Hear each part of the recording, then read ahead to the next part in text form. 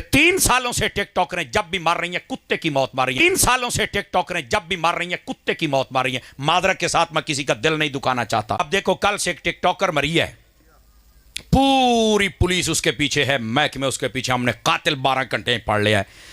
तो मैंने कहा टिकटॉकर नाचने वाली के कातिल पकड़ लिए हैं, उलमा मशाइख कत्ल होते हैं, उनके कातिल कब पकड़ोगे? कौन पकड़ेगा?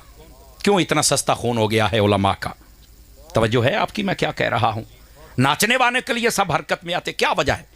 और फिर यहां पर मैं पैगाम देना चाहूंगा, टिकटॉक के ऊपर शर्मो हया की सारी हदें क्रॉस करके और चादर हटा के अपने व्यू लेने के लिए जो औरतें करती हैं, देख लो। किसी का दिल नहीं दुखाना चाहता, लेकिन क्या करूं, मेरे पास इसके अलावा जुमले नहीं है। कहते जी होना दी थी मर गई तो तुम दिल दुखाते पे हो। आपको पता है कि इसके क्या क्या करतूत थे? क्या सैयदा पाक की कनीजें ऐसी होती हैं? अम्मा खदीजा पाक की कनीजें ऐसी होती हैं? क्या हव्वा की बेटी ऐसी होती है?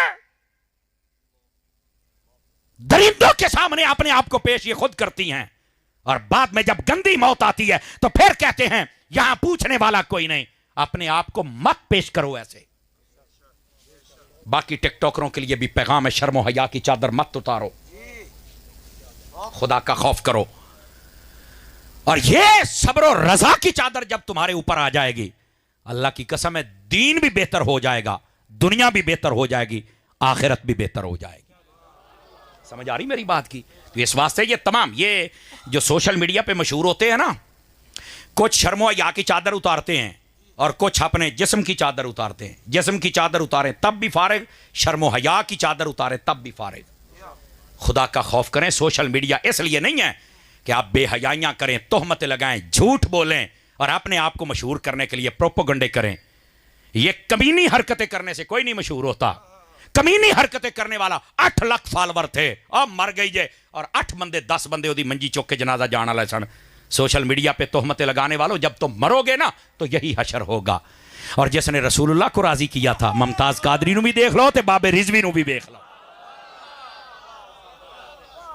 सोशल मीडिया पर कभी इसकी तस्वीर लगा के बेहूदगियां, कभी इसकी तस्वीर लगा के बेहूदगियां। क्या पैगाम देना चाहते हो यार? अल्लाह देख रहा है, जमाना देख रहा है, और ये इदारों को भी देखना चाहिए कि शरारत कौन कर रहा है। समझ आ रही है क्या मैं सही कह रहा हूं? हाथ उठा के बताओ टोबे वालों। ये सब देखा जा रहा है भाईजान। और एक हम सियाने कहते ने हत्थां दियां गंढां मूंहां नाल खोलणियां पैंदियां ने। इस वास्ते उतना काम करो जितना बर्दाश्त कर सको।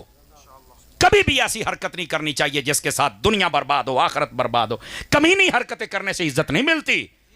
अल्लाह की कसम है, आप सहाबा और अहले बैत के नौकर बन जाए तो रब इतनी इज्जत देगा तुम सोचोगे भी नहीं। लेकिन अगर किसी की टांग खींचोगे ना, टांग बजाहिर खिंच तो हो जाएगी, लेकिन उन्हें अड्डी जो नक ते मारी ना ते नासा पाट जानियां जे, ये नहीं पता होता। इस वास्ते कमीनी हरकतें करने से मशहूर नहीं होना चाहिए। ये सारे टिकटॉकरों के लिए और वीडियो बनाने वालों के लिए पैगाम है।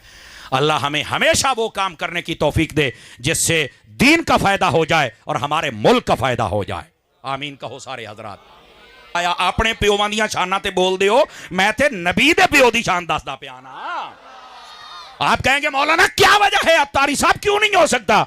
मैंने कहा मेरे नबी ने फरमाया है, आदम अलैहिस्सलाम से लेकर मेरे बाप अब्दुल्ला तक और मेरी मां आमिना से लेकर अम्मा हव्वा तक, मैं जितने बापों से होके आया वो भी रब के मानने वाले थे, और जितने माओं के पेटों से होके आया वो भी तय्यब व ताहिर थे।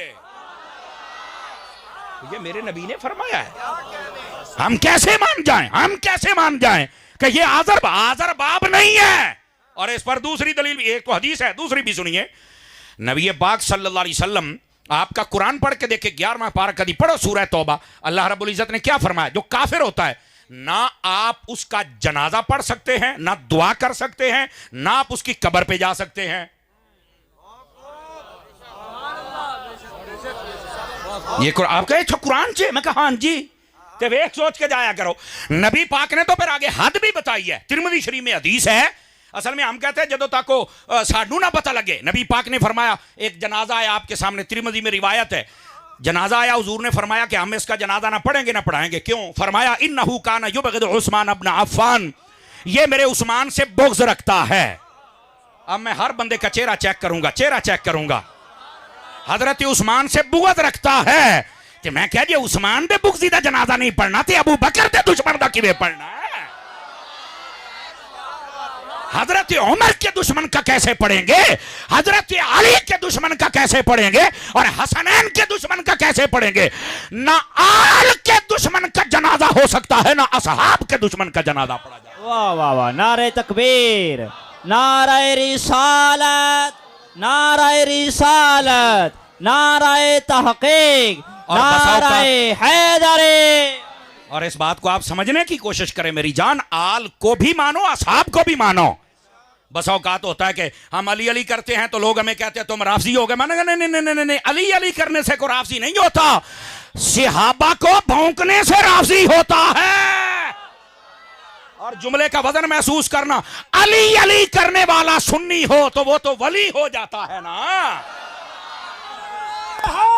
बोलो यार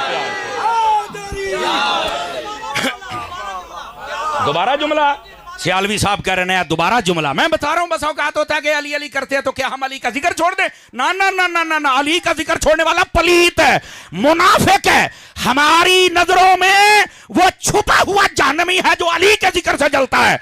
लेकिन अली का जिक्र करने का मसला नहीं है, मसला सहाबा को भौंकने का है। नाराए हैदर, हैदर हैदर हैदर हैदर। अल्लाहु अकबर, अल्लाहु अकबर। जय सुनिया दी महफिल समझ आ रही है? इस वास्ते जो आप सहाबा के जिक्र के बगैर भी नहीं चल सकते, और असहाब के साथ आल के जिक्र के बगैर भी। यही एक अहले सुन्नत का निशान है। लोगों को बेचारों को ना वो बताना पड़ता है, मैं हूं आ हुन्ना, मैं आ हुन्ना। मैं क्या इंशाल्लाह हर महीने बाद दसना पड़ेगा मैं कौन हुन्ना।